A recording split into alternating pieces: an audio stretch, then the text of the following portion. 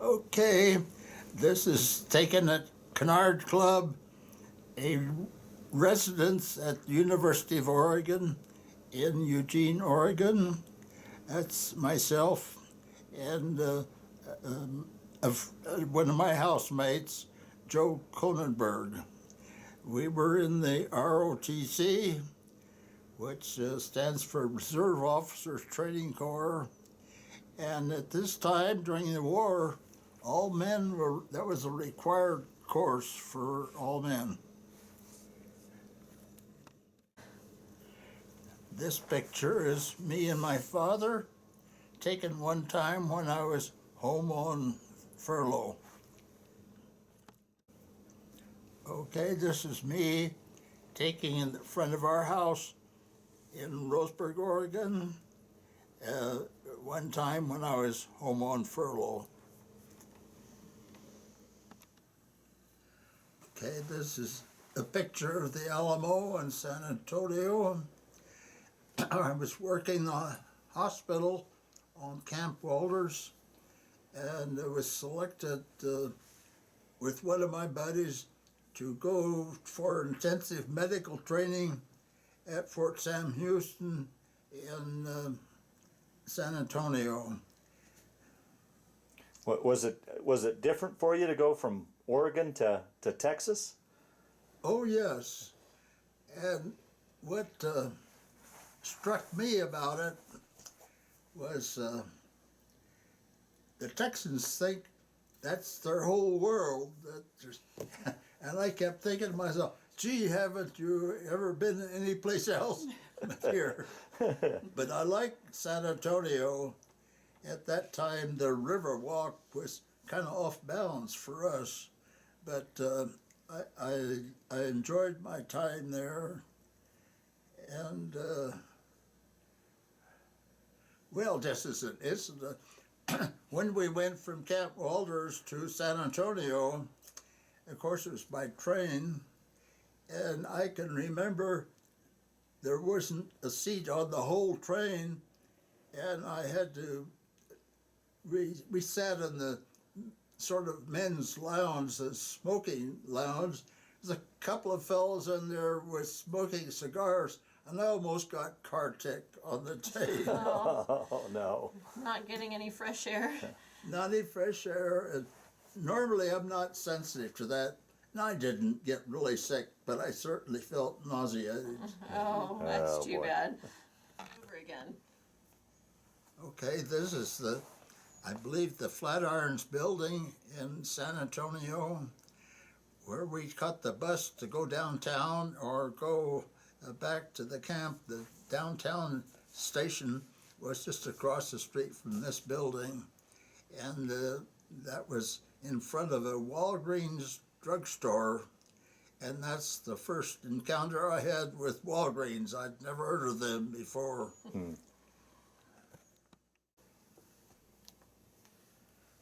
Okay. After working in the hospital, I was assigned to go overseas, and we took the train to New York City, and then we flew from New York City to Casablanca, and I was so relieved that we were going to fly across rather than one of those troop ships. And then we were in Casablanca, and went on over to Cairo. We stopped at a couple of times for fuel, and I do remember particularly that we flew over Benghazi, and of course Benghazi is noted now for other things, but at that time it was noted because at the beginning of the war the Germans had marched across northern Africa and was winning along with under General Romero, I think, Romulo. Rommel. And Benghazi was the site where the British finally was able to stop the German advance, and so that was interesting to me at that point. And then we went to Cairo and was stationed there or not stationed there, but waited there and flew then to Karachi, India, and we were there for a little while. I became ill and went in the hospital, and I got concerned that my outfit might go along. I'd be assigned to somebody else because I really liked this outfit. But my commanding officer came just before we left and got me out of the hospital. And a number of pictures here are taken on the train. We went by train from Karachi over to Calcutta. And that was an interesting train trip. We were in third class on the train, and third class was just wooden benches to sit on, and we sat on those and slept on them at night too. And well, what would as a train went across the country, we would stop, and all the little kids, or some of them not so little, would gather around the train hoping for a pack of cigarettes or some chewing gum or some candy or something like that. They were begging for these things. But the trip across the country was pretty much uneventful otherwise, but have another lot of pictures taken of us. And I was kind of skin and bones at that time because I'd been in the hospital and had diarrhea pretty badly. But I made it across all right, no problems. Do you remember roughly how long it took you to get across India? Or that trip was? I can't be exact. Yeah, I would that's say fine. about a week. Oh boy.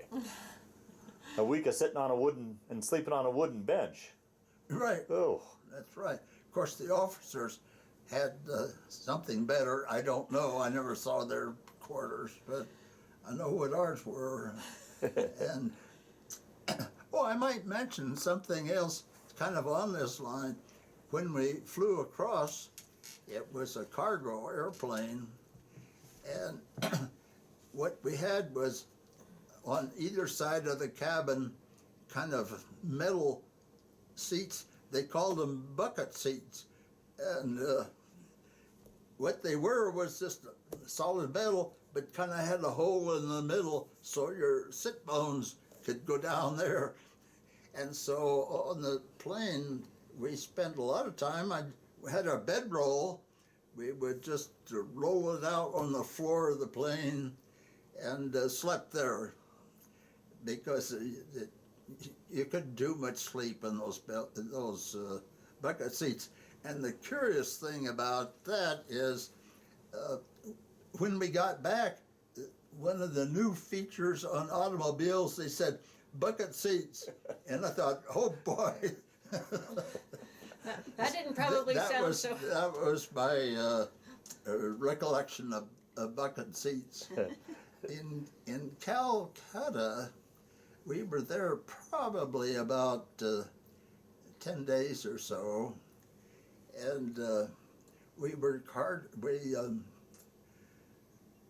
housed in a sort of a tall building, and it was called Camp Dum Dum.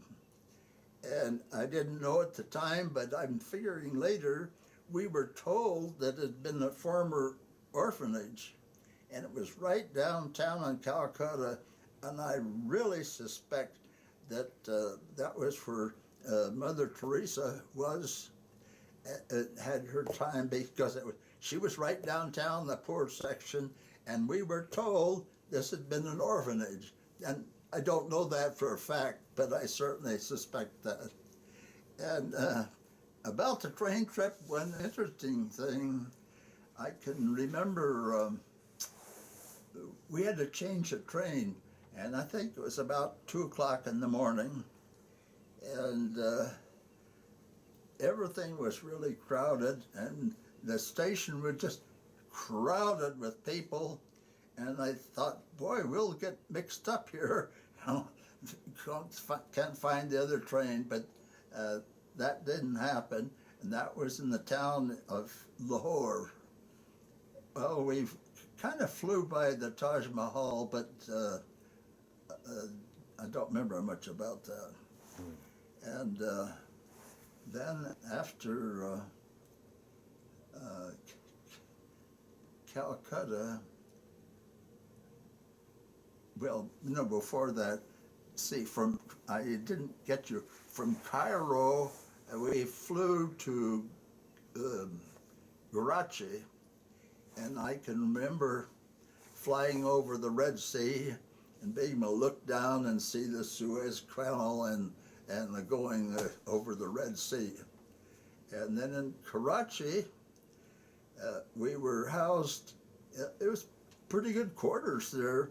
They were the headquarters for the British Eighth Army. And in fact, if I remember, I think some of them were actually brick buildings. It was not, it was pretty nice. And I remember walking down in Karachi, and you could hear the natives with their,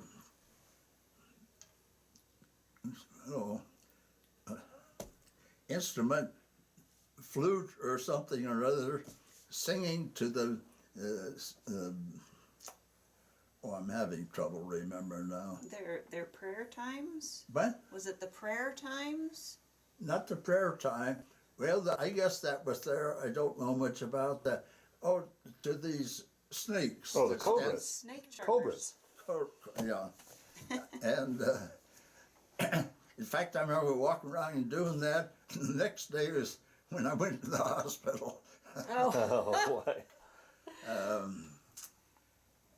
And after we left Calcutta, it was Lahore, and I'm getting my places mixed up. It was Cairo, then we went across India, and then we were in Calcutta. I got my places mixed up. But after that, we went on some more trains, and that was about the end of our trip.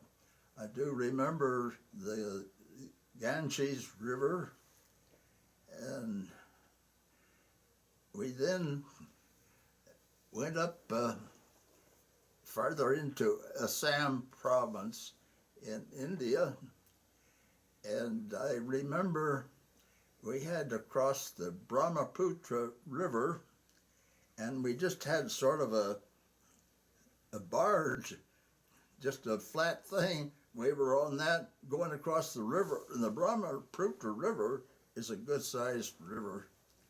And we went from there. Of course, all this time, we didn't know where we were going. Even when I left Fort Lewis, that's the reception area that I went. After we went from Fort Lewis, we were put on a train, but we didn't know where we were going. And so, but the rumor was we're probably going to Texas because that's where else was going. And that's where we ended up too. And of course we got there in April, I think, and we were still in our woolen outfits, and it was kind of hot there.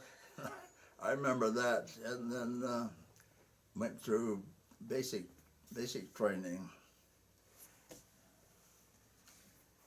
and that was okay.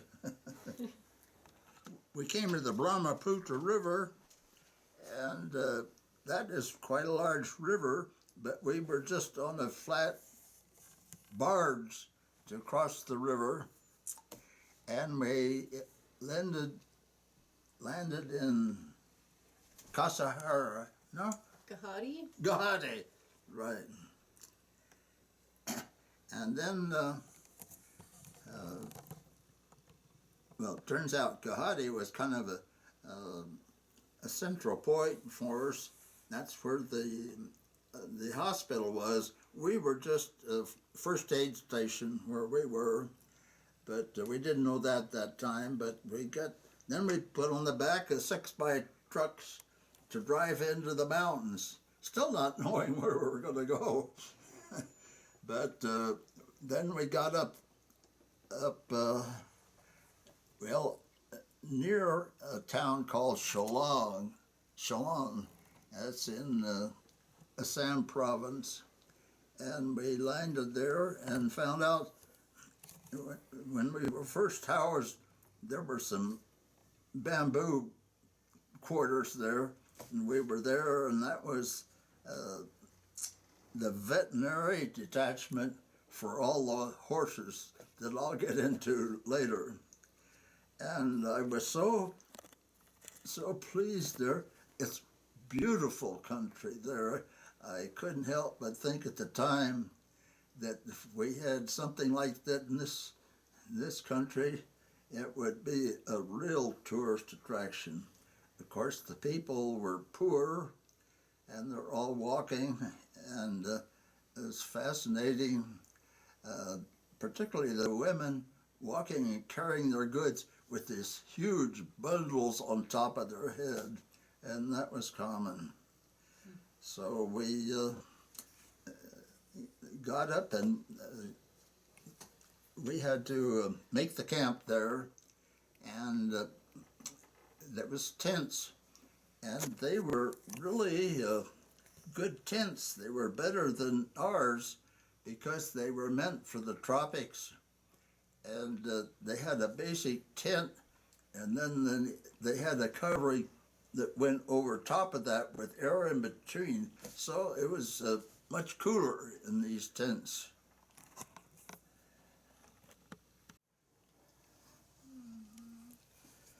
Okay, it turns out we got there, found out what we were there for. As a matter of fact, I remember back in basic training, a little young fellow came up to me one day. He was from Arkansas, and he says, "How do you think I could get in a horse outfit?" And I says, "Might as well forget it. There's no horse outfits in the Army anymore." Well, we ended up, and that's what we were. And I had, at one time, we had as many as 1,800 horses and mules.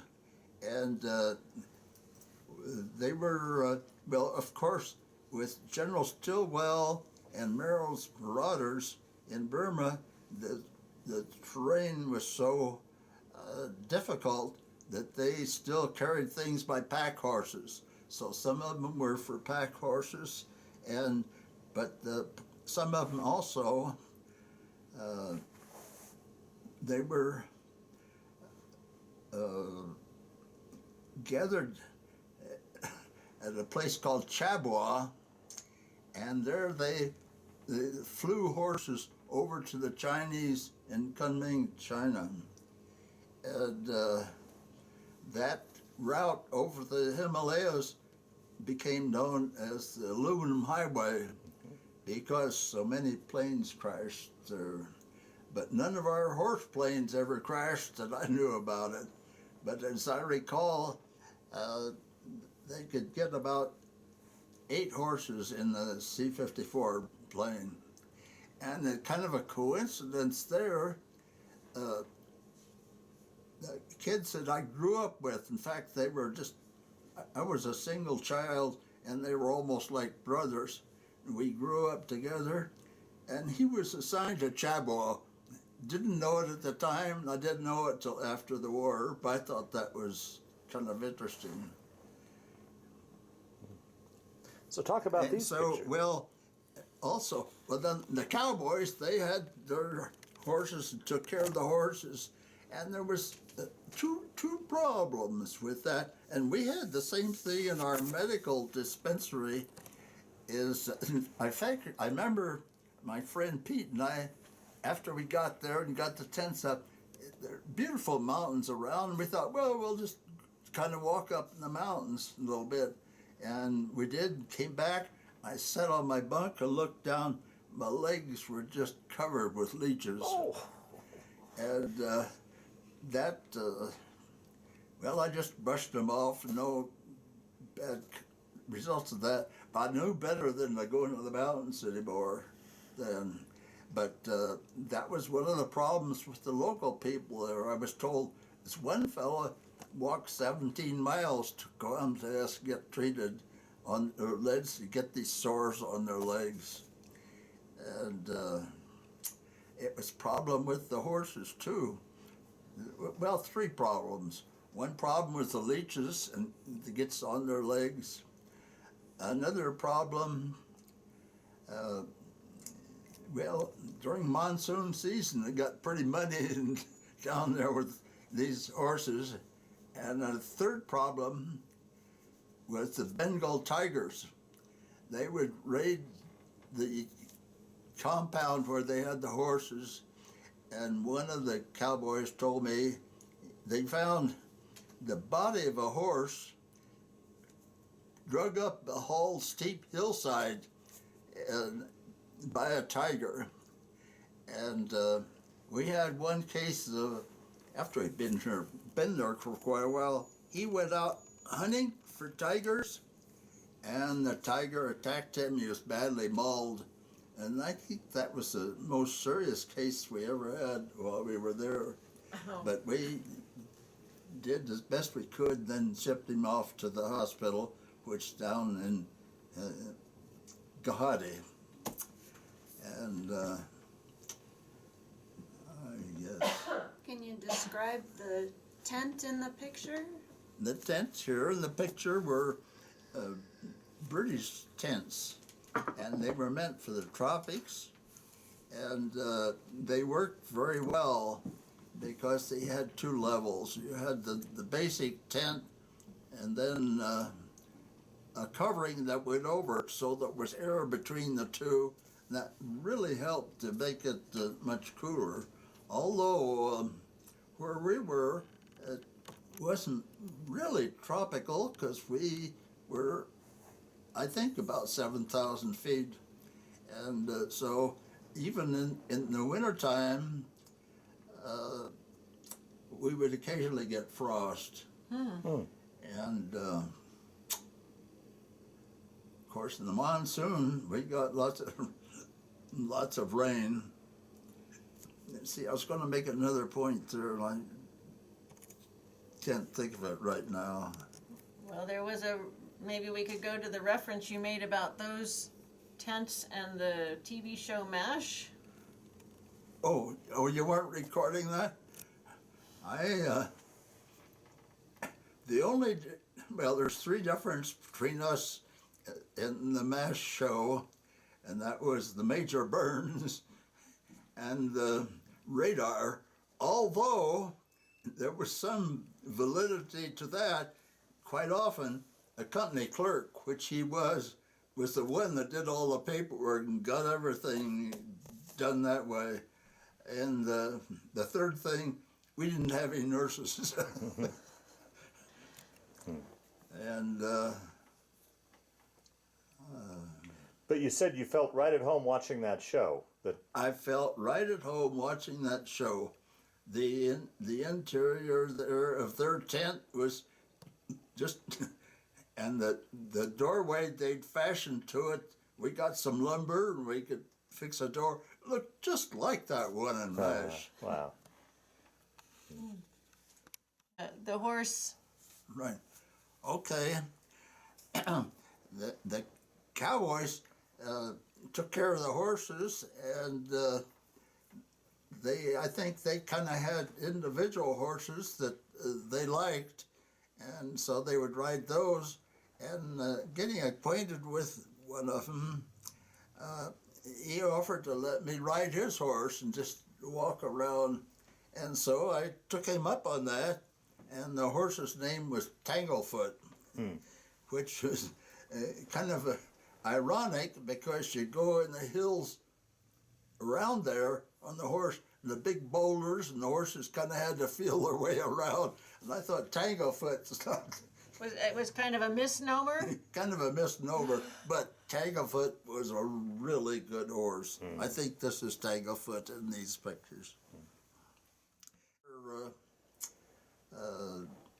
Mission there had a lot of cowboys from Arkansas and the South, and we had a veterinary detachment to treat the horses, and they were composed, had a lot of veterinaries from the racetracks that were there to treat the horses. I do, just kind of curious, one of the fellows in our group here was from Pennsylvania, and he did harness racing. And I didn't know what it was at that time, but I learned out what harness racing is. And it was kind of curious that back home again after a few years, I happened to read an article one time about him with his harness racing. Okay. The horses that we had were in support of General Stilwell and Merrill's Marauders, and they were used for pack horses somewhat because the terrain is so rough there. And they would be able to get about 8 horses in the C-54 plane across the hump. The hump was known as the Aluminum Highway, but I don't know of any. That was because so many crashed there, and I don't know if any planes with our horses crashed or not. And then later on, they were working on they had the Burma Road already there into Burma, but they had to extend it so that they could ship by land things over to China. And that was called the Lido Road because it went through a community called Lido to Kunming, China. And when they had that road finished, they asked for volunteers to drive the trucks across for the first time. Well, I considered volunteering for that, but I was not an experienced driver, and I thought, and I'd never driven anything like a C-54, and so not a C-54, The a six by truck. Yeah, the That's 6x truck, okay. 2 in front and 4 sets of double wheels in the back. And so I didn't volunteer, but one of our group did volunteer, and he was driving across that for the first trip, and we were offered the bronze medal for volunteering, and he got his bronze medal.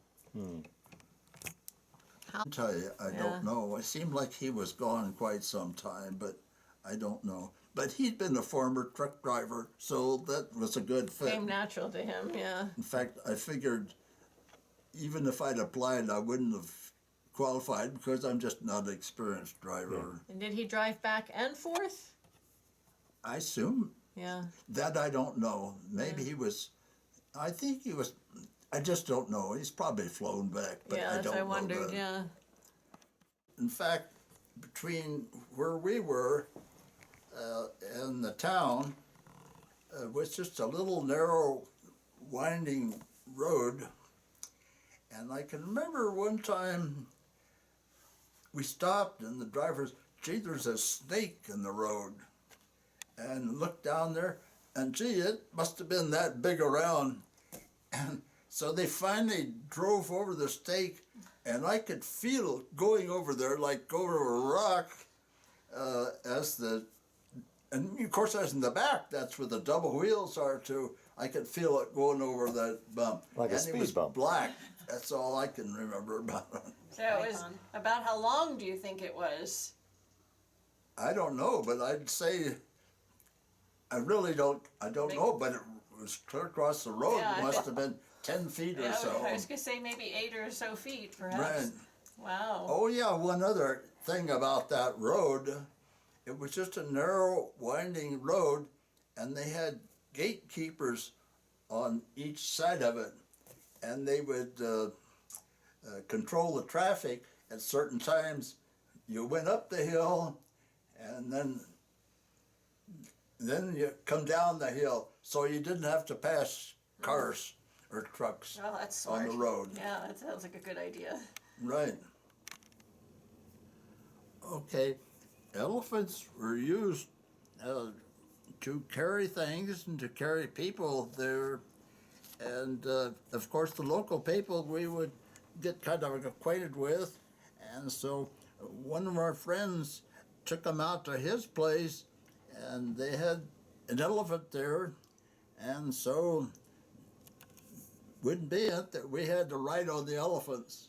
So we rode on the elephants around and had some pictures taken with those. Now, prior to going over to India, had you ever seen an elephant before? Well, in circus. Circus? Yeah. Had you been up next to one before at the circus? Well, yes, they just have them there, and of course you could give them peanuts and drop that in their trunk. What were they primarily using the elephants for there? Well, to carry things for one thing, and whether they used them, for cultivating or anything, I'm really not sure. But they would ride them back and forth, and well, I can remember seeing the people coming through our road there with these big bundles on their head. And so I imagine if they could have an elephant to save from that, that would work. But we didn't see any elephants right through our place. But this, when we went out, he was out in the trees there someplace. Okay, coming back, we boarded at Calcutta, and our ship was the T.H. Bliss. And we have located a book here. It tells about the various trips that the Bliss took, and it talks about the one I was on. Oh, really? Yeah. I know that because the dates is from, it had kind of gone around the world. It was going to go back to San Francisco, and that's where we went. So, in the dates there coincided exactly. So I know that was the trip that we were on. We had some experiences there. Of course, we boarded in Calcutta, and then we were going down the Bay of Bengal. Bengali? Yeah. Bengal. And I can remember we were following down along the Burmese coast. Occasionally you could look over there and you could see highways from them. And I remember one day I just had lunch and I was going to go down to my hammock, and it was such that my hammock was not really down deep in the hold, and I could look up and see daylight out through the escapement there. I'd had lunch, and I was just go down to my hammock, take a nap. And I was just about to lay down, and there was a terrific explosion. And it rocked the ship, and the ship was stopped, and the guy said, "Get your life jackets on." Well, assumed that the boiler had broken, and so I didn't think there was a immediate danger. But what I really was concerned about, oh gosh, by the time we get towed back to Calcutta, or somebody comes to pick us up, I said, I wouldn't get home for 2 months yet. And so I was concerned about that. But we were all ordered below decks. Of course, I was already below decks.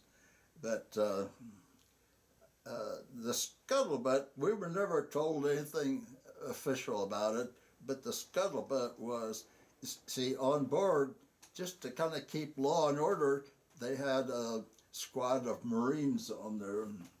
And I was told that the lookout spotted a mine, and they got up and they shot it out. The big explosion was that mine exploding.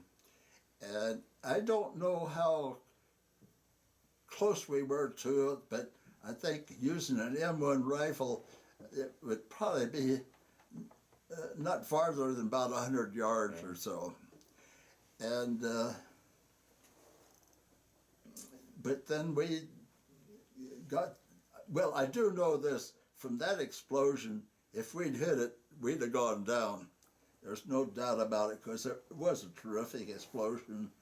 But eventually then, the motor stopped too, so I thought, gee, we're going to be stuck here. Well, just thinking about it later, I figured that they stopped the motor to stop the ships so they could shoot.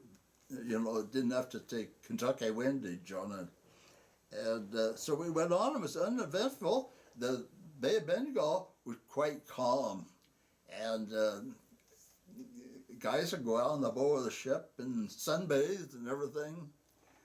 I remember going along, I was hoping to see Singapore.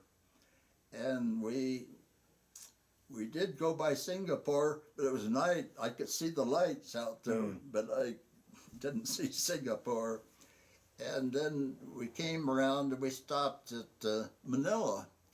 And the thing that struck me about Manila, the harbor was full of sunken ships with just the knives sticking out there.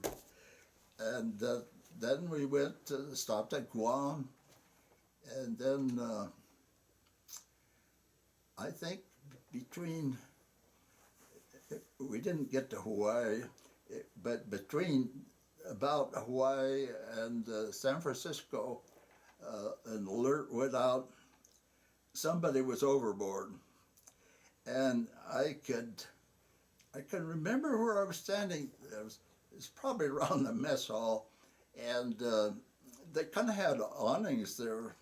And I remember seeing something dark go over that, but I didn't think anything about it. I thought it was a bird or something, but I often wondered if it weren't that fellow's boy.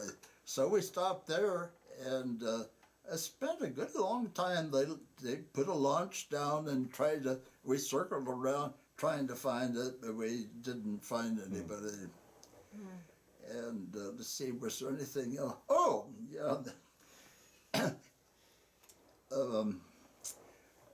Closer to Hawaii, we met up with an aircraft carrier, and it was the Hornet. And we were there, of course, we were yelling, they were kind of beside us there, up there, they were way up there, and we were just way down here, yelling back and forth and everything.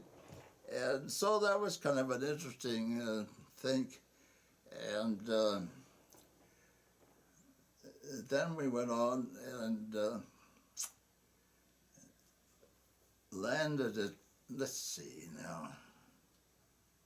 Oh, well, yes, related to this, one time, probably about 10 years ago or something like that, we were up in, now I'm civilian now with my wife, and I think Linda was with me. We were Bremerton, and they had the battleship there that MacArthur signed the surrenders on, and you could sit there in that same table, that chair, which is kind of interesting. And I looked, there was a mothball fleet there. I looked over the other way and there was a big aircraft there. It was the Hornet. I just thought that's a real coincidence. But I guess about coming back into San Francisco, the thing that impressed me, went under the Golden Gate Bridge, welcome home. And more recently, I was so impressed, feeling so sorry for the Vietnam veterans coming back. They spit on them and everything else, and contrasted that with the welcome we got. It really made an impression on me. And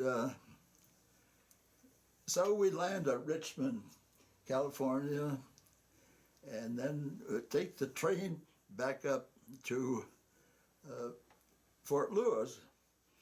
And in the middle of the night, one night, the conductor came to me, and I guess I'd been identified as a medical person. They had somebody had a real high fever and wanted me to look at him. So I went back to look at him. Yes, he had a high fever, and I was pretty sure it was malaria. And with malaria, when we were overseas, we took Ativan, and that kept the effects of malaria from bothering us. And I suspect that that's what it was he had, but we didn't have any malaria where I was, so I'd never treated malaria. And I told the conductor, I says, this is what I think it is, but I've never treated that before.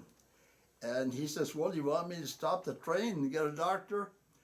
And I says, yeah, why don't we do that? I was thinking, boy, I'm already out, and I don't want somebody's life in my hand that I didn't do that. So I said, sure.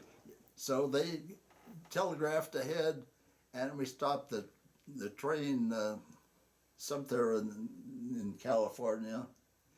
And the doctor looked at him, and he concurred.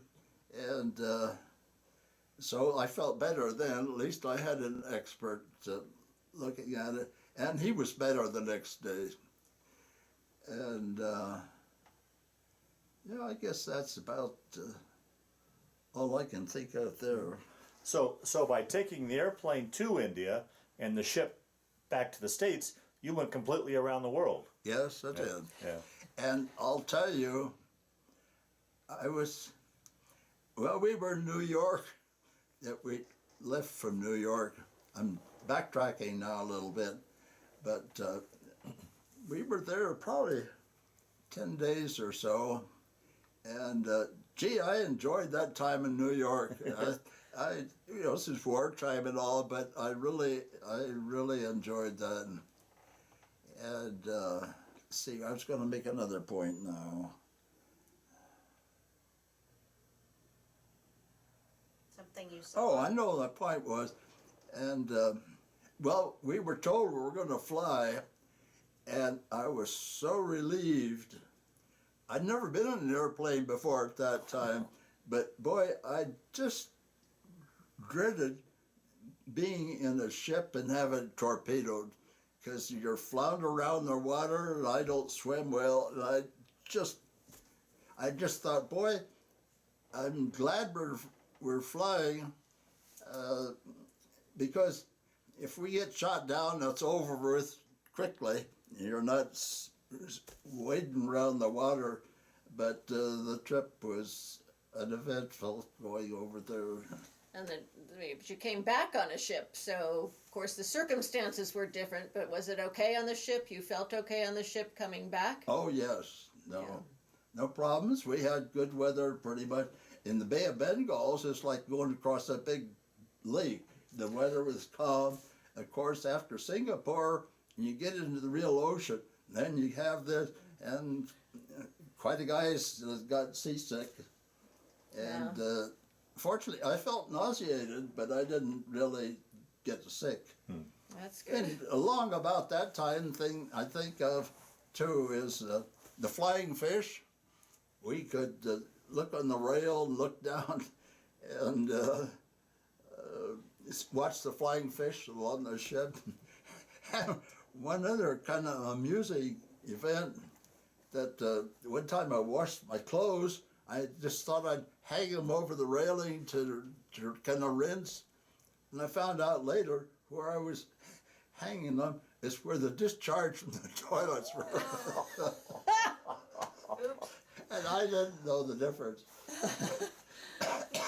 So But I survived. that's a story I hadn't heard before. No, I don't think I'd said that before. Oh, goodness. All right. Yes, okay. When I was discharged and came home, the folks wanted me to wear my uniform so they could take a picture. And these are the pictures that we took, and that's the last time I've had it on. Oh, speaking of weather, I think I've never mentioned this before. After the war, things began to kind of relax, and I was interested in this part of it. It turns out that near, I don't know, 9 or 10 miles, I guess, from where our camp was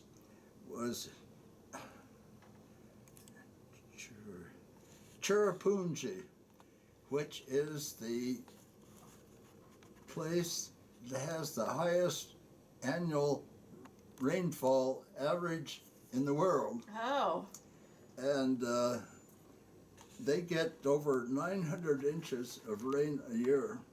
wow.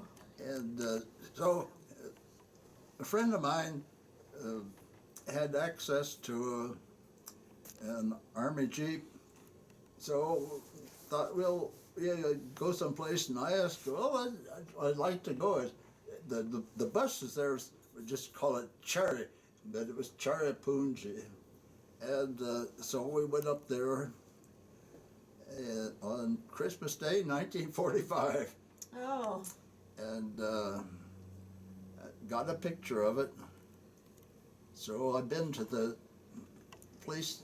Oh, there's other places that I've had more than that in a given year, but the average year, I was told, and I saw something in the paper about that the last couple of years, mentioned Chirapunji. was it very tropical there? Lots of trees, or was it? Well, the Terraced, or- hills were all forested, but I wouldn't call it tropical because, you're up pretty high in the mountains. I can remember driving up to Shillong. You could see the Himalayas over on the north or northwest side, all covered with snow year-round. Boy, they were... Pretty impressive, I guess. Well, another, I guess, little sideline, but when I was still in high school, I remember going into the library one day, and I was just glancing through, and at that time, Life magazine was just getting started, and it was kind of new, and I was just kind of thumbing through there, and there was a story about General Stilwell and Merrill's Marauders, and I thought to myself, gee, if I have to go, that would be a good place to go. I'd really like to go there because it's a smaller scale. I thought, you're kind of on your own, not just mowing people down right and left. And I thought the country there would be really beautiful. And so I was kind of thinking about that. And I thought it was quite a coincidence. Go ahead. Oh, this is, you get this after 3 years service, and you get one of these for each 6 months overseas. Mm-hmm. And you're a sergeant? Yes, staff sergeant. Staff sergeant. And that's the insignia for the Burma, China-India Right. theater. Right. Here is your ruptured duck, meaning you're discharged. I believe so. I'd kind of forgotten about that. I think that that's probably what that means. And I once knew what all the Well, one of them, I don't know which one of they are. One of them is just a good conduct Yes, medal. I think that's that that's one. a good Tom Uh-huh. Medal.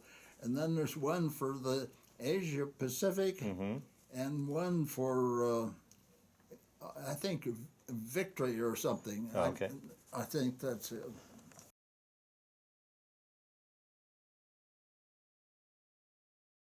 And this must be for medic. That's for medics, right? Okay.